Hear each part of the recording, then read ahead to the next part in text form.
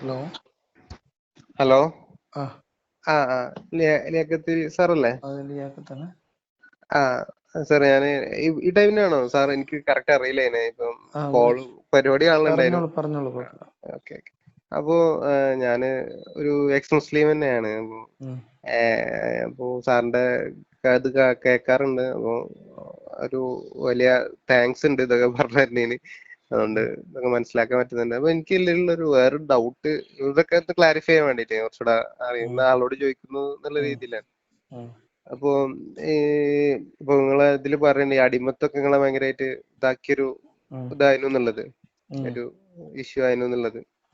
അപ്പൊ നമ്മളിപ്പോ എന്റെ ഡൗട്ട് എന്താ വെച്ചാൽ, ഇപ്പൊ ഈ ഹദീസും ഇതൊക്കെയാണല്ലോ അധികം അടിമത്തെ കുറിച്ച് ഇതൊക്കെ പറയണത്. അതായത് ഖുറാനില് ഡയറക്റ്റ് ആയിട്ട് പറയണ ഉണ്ടെന്ന് എന്റെ ഒരു ഇതിൽ ഇല്ല.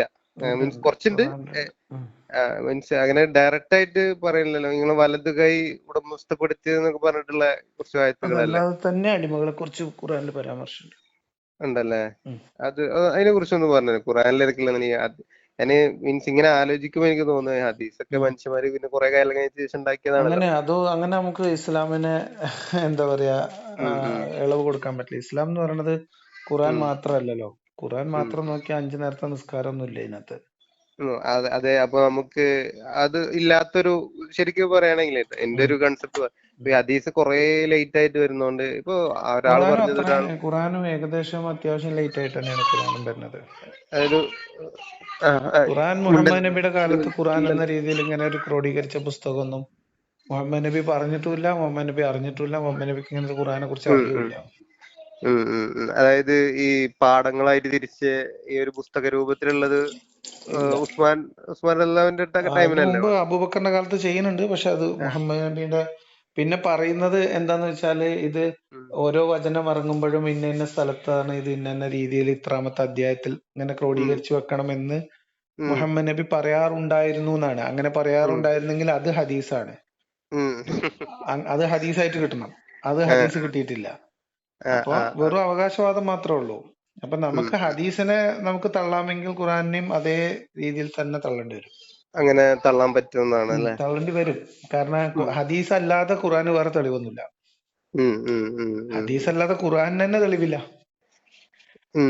പക്ഷെ ഇങ്ങനൊരു ഇത് ലോജിക്കലി ആലോചിക്കുമ്പോ ഇങ്ങനെ തോന്നട്ടോ, അബൂബക്കറിന്റെ ടൈമിൽ ഉണ്ടായെന്ന് പറഞ്ഞല്ലോ.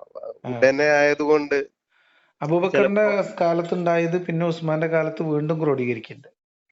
ക്രോഡീകരിക്കുക, അത് പിന്നെ കറക്ഷൻ വർക്കുകൾ നടക്കുകയും ഒരൊറ്റ പ്രതി വെച്ചിട്ട് ബാക്കിയെല്ലാം കത്തിച്ചു കളയാൻ കൽപ്പിക്കുകയും ചെയ്തു എന്നാണ്. ഈ ഹദീസിന്റെ കാര്യത്തില് സംശയത്തിന്റെ നിഴലിൽ നിർത്താറുള്ള മുആവിയ തന്നെയാണ് അന്നും ഉസ്മാന്റെ മരുവൻ. മനസ്സിലായോ? പല പതിപ്പുകളും അന്ന് തന്നെ ഇറങ്ങിയിട്ടുണ്ടായിരുന്നു എന്നുള്ള രീതിയിൽ, വ്യത്യസ്തമായിട്ടുള്ള രീതിയിൽ അത് ഉണ്ടായിരുന്നു എന്നുള്ള ആക്ഷേപം കൊണ്ട് അങ്ങനെ ഒരു കാരണം പറഞ്ഞിട്ടാണ്. അപ്പൊ അബൂബക്കറിന്റെ കാലം കഴിഞ്ഞ് ഉസ്മാന്റെ കാലമായപ്പോഴത്തേക്ക് ഇത് ഇങ്ങനെയൊക്കെ വ്യത്യസ്ത ഖുർആനുകൾ ഉണ്ടാവുകയും വ്യത്യസ്തമായ രീതിയിൽ തോന്നിയ പോലെ ഓതാനൊക്കെ തുടങ്ങി എന്നൊക്കെ പറയുമ്പോ തന്നെ അതിനകത്തൊരു പ്രശ്നമുണ്ട്. പിന്നെ അത് ഉസ്മാൻ കറക്റ്റ് ചെയ്തു എന്നാണ് പറയുന്നത്. അപ്പൊ അടിമത്തം മാത്രമല്ല, അടിമ ഉടമ എന്ന് പറയുന്ന വ്യവസ്ഥിതിനെ പിന്നെ അള്ളാഹുവിന്റെ മാഹാത്മ്യം മനുഷ്യർക്ക് മനസ്സിലാക്കി കൊടുക്കാൻ ഖുറാനിൽ അള്ളാഹ് ഉദാഹരണമായിട്ട് പറയണത് അടിമകളെ കുറിച്ചൊക്കെയാണ്. മനസ്സിലായോ? ഒരു ഉപമ പറയണത്. അതായത് അള്ളാഹു ഉടമസ്ഥനാണെന്നും മനുഷ്യർ അവന്റെ അടിമകളാണെന്നും കാണിക്കാൻ വേണ്ടിയിട്ട്, അടിമയും ഉടമയും സമന്മാരാവില്ല എന്ന് പറയാൻ വേണ്ടിയിട്ട്, അള്ളാഹുവിന്റെ അടിമകളിൽപ്പെട്ട മറ്റു സൃഷ്ടികളെ ആരാധിക്കുന്നതിനെ ചൂണ്ടിക്കാണിക്കാനൊക്കെ വേണ്ടിയിട്ട് അദ്ദേഹം അടിമ ഉടമ ഉദാഹരിക്കുന്നുണ്ട്. പിന്നെ മലക്കത്ത് അയ്മാനുക്കും എന്ന് പറയുന്നത് ആ കൂട്ടത്തിലുള്ള സ്ത്രീ അടിമകളെ കുറിച്ചുള്ള പരാമർശമാണ്. അതൊന്ന് ബുദ്ധിമുട്ടിലേക്ക് പറഞ്ഞാൽ പറ്റുമോ? മലക്കത്ത് അയ്മാനുക്കും മലക്കത്ത് അയ്മാനുക്കും എന്ന് പറഞ്ഞാൽ അത് സ്ത്രീകളെ കുറിച്ചുള്ള പരാമർശത്തിന്റെ ഭാഗമായിട്ട് പറയുന്നതാണ്. പ്രത്യേകിച്ചും ആ പ്രയോഗം ഉള്ളത് ഈ ലൈംഗികത, കുടുംബം തുടങ്ങിയിട്ടുള്ള കാര്യങ്ങളെ കുറിച്ച് പറയുന്നിടത്താണ് കൂടുതലും മലക്കത്ത് അയ്മാനുക്കും എന്നുള്ള പ്രയോഗം ഖുറാനിലുള്ളത്.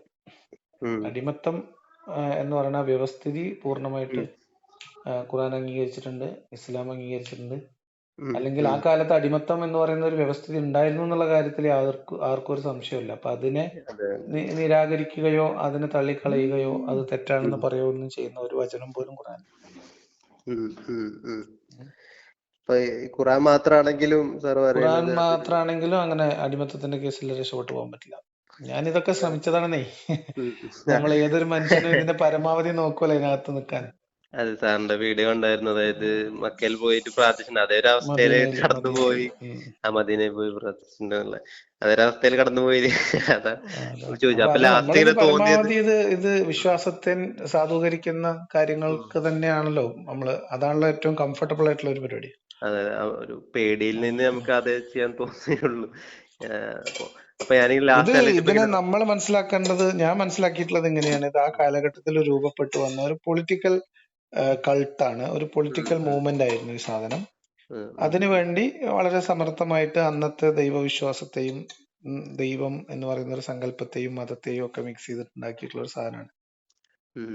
ഒരു ഒരു ലീഡർഷിപ്പിന് വേണ്ടിയിട്ടും പിന്നെ അതെ, ആളുകളെ അനുസരിപ്പിക്കാനും നല്ല രീതിയിലേക്ക് നിയന്ത്രിക്കാനും ആക്കാനും ഓവറായിട്ട് വേണ്ടിയിട്ടുള്ള. കൺട്രോൾ ചെയ്യാനും ഒക്കെ വേണ്ടിയിട്ടുള്ള ഒരു.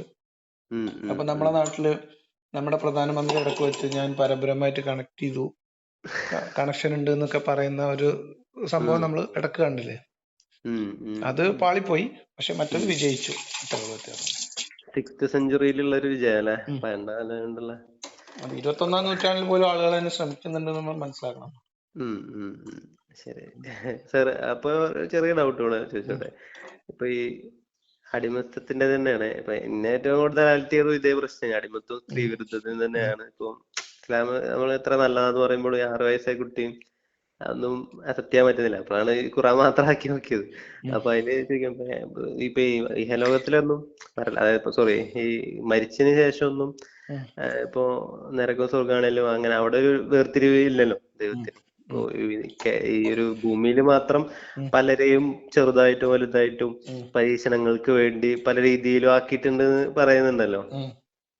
അപ്പൊ അങ്ങനെ കണക്ട് ചെയ്യുമ്പോ ഈ ഒരു അതിലും സ്ത്രീ വിരുദ്ധത ഒന്നും പറയാൻ പറ്റില്ല. പക്ഷെ അടിമത്തം അങ്ങനെ കണക്ട് ചെയ്യുമ്പോഴും അത് ഈ ഭൂമിയിലുള്ള ജീവിതം അടിമയായിട്ട് ജീവിക്കുക എന്ന് പറയുന്നത്, അല്ലെങ്കിൽ ആ വ്യവസ്ഥിതിയുടെ ഭാഗമായിട്ട് ജീവിക്കുന്ന അടിമകളെ സംബന്ധിച്ച് അള്ളാഹുവിന്റെ പരീക്ഷണം എന്ന അർത്ഥത്തിൽ നിൽക്കൂലേ. അതൊരു ഭൗതിക ജീവിതത്തിൽ അവരുടെ യാഥാർത്ഥ്യമാണ്. അങ്ങനെയാണെങ്കിൽ പിന്നെ അള്ളാഹ്ക്ക് വേറെ ഭൗതിക നിയമങ്ങളൊന്നും ഉണ്ടാക്കണ്ടല്ലോ. എന്തിനാ ഇവിടെ ഒരാളെ കൊല്ലുമ്പോ അയാളെ പകരം കൊല്ലണത്? ഭൗതികമായ പിന്നെ നീതി നടപ്പിലാക്കലാണല്ലോ. കട്ടവന്റെ കൈ മുറിക്കണ എന്തിനാ? അതൊക്കെ അള്ളാഹുവിനെ അവിടെ ചെന്നിട്ട് ശിക്ഷിച്ചാൽ മതിയല്ലോ. അപ്പൊ അള്ളാഹുവിന്റെ അടുക്കൽ എത്തിയിട്ട് നീതി കിട്ടും. അപ്പൊ അതുവരെ ഉള്ളത് അള്ളാഹുവിന്റെ പരീക്ഷണം എന്ന് പറയുകയാണെങ്കിൽ ഇത്തരം കാര്യങ്ങളിലൊക്കെ മറുപടി വേണം. എന്തായാലും പരമാവധി ശ്രമിച്ചു നോക്കി. ഒന്നുകൂടി ഇതിനകത്ത് വലിയ പ്രതീക്ഷ ഒന്നും വെക്കണ്ട, എന്നാലും ശ്രമിച്ചു നോക്കി. ഞാൻ കുറെ കാലം പിന്നെ ഖുറാൻ മാത്രമായിട്ടും പല രീതിയിൽ, ആദ്യം നമ്മൾ സുന്നിയായിരുന്നു, പിന്നെ മുജാഹിദുകളുടെ ആശയമാണ് ശരിയെന്ന് തോന്നി. നേർച്ചയും ഷിർക്ക് നമുക്ക് ഭയങ്കര പ്രശ്നമായിരുന്നു. പിന്നെ അങ്ങനെ പോയി നമ്മൾ ഇതിങ്ങനെ അകത്തോട്ട് ചെല്ലുമ്പോഴാണ് ഈ പ്രശ്നം. പുറത്തിങ്ങനെ കറങ്ങി കളിക്കാണ്, ബാങ്ക് കൊടുക്കുമ്പോ പള്ളി കയറി അങ്ങനെ പോവുകയാണെങ്കിൽ വലിയ കുഴപ്പമൊന്നും ഉണ്ടാവില്ല. ഇതിനകത്തോട്ട് പഠിക്കാൻ ശ്രമിച്ചാലാണ് പ്രശ്നം. പഠിക്കാതിരിക്കുന്നതായിരുന്നു നല്ലത്. അതാണ്, വായിക്കാതിരിക്കുന്നതായിരുന്നു നല്ലത് എന്ന് പല ആൾക്കാരും പറഞ്ഞ് ഞാൻ കേട്ടിട്ടുണ്ട്. അതെ, അതൊരു യാഥാർത്ഥ്യം. ആയിക്കോട്ടെ, എന്തായാലും നിങ്ങൾ പഠിക്കാൻ തുടങ്ങിയ സ്ഥിതിക്ക് കുറച്ചുകൂടി പഠിച്ച് അങ്ങ് പോകുമ്പോഴേ കുറച്ചുകൂടി കാര്യങ്ങൾക്ക് ഒരു ക്ലാരിറ്റി വരും എന്നാണ് ഞാൻ മനസ്സിലാക്കുന്നത്. ആയിക്കോട്ടെ, അതൊക്കെ ഒരു ഘട്ടമാണ്, അതൊക്കെ കടന്നു പോകുന്നുള്ള ഉറപ്പല്ലേ? 100%. Thank you. ആയിക്കോട്ടെ, ശരി. ഓക്കെ.